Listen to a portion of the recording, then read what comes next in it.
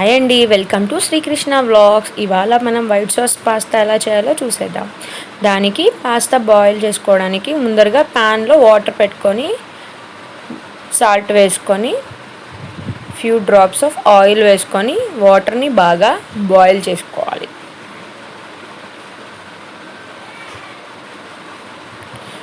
Water boil అయ్యే లోపల మనం వెజ్జెస్ కట్ చేసేసుకుంటాము. ఇవాళ నేను క్యారెట్, క్యాప్సికమ్, ఆనియన్ తీసుకున్నాను.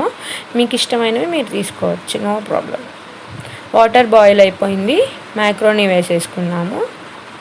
మ్యాక్రోనీ ఒక 8 minutes బాయిల్ అయ్యాక స్ట్రైన్ చేసుకొని కోల్డ్ వాటర్ వేసుకోండి, కుకింగ్ ఆగిపోతుంది.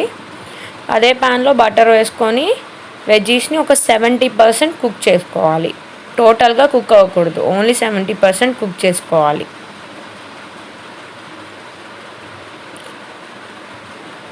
మీకు ఇష్టమైన వెజిటబుల్స్ వేసుకోవచ్చు, ఏదైనా బాగుంటుంది. యాక్చువల్గా మన ఛానల్ని సబ్స్క్రైబ్ చేసి లైక్ చేసి కామెంట్ కూడా చేయండి. వెజ్జీస్ సాట్ అయ్యాక విడిగా తీసుకొని అదే ప్యాన్లో బటర్ వేసుకొని మైదా సాట్ చేసుకోవాలి. ఒక 1.5 స్పూన్ మైదా తీసుకున్నాను నేను. దాన్ని బటర్లో ఫ్రై చేసుకోవాలి.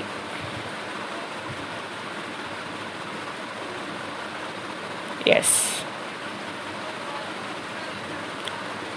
మైదా కొంచెం ఫ్రై అయ్యాక మనం మిల్క్ వేసుకొని లమ్స్ లేకుండా మిక్స్ చేసుకోవాలి.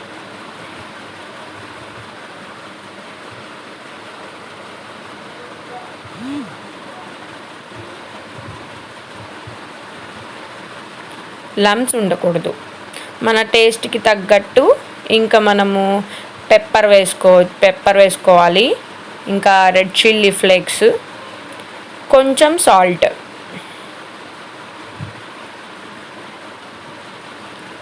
ఇంకా ఇది సాటెడ్ వెజిటేబుల్స్ ఉన్నాయి కదా, అవి కూడా వేసేసాము వైట్ సాస్లో.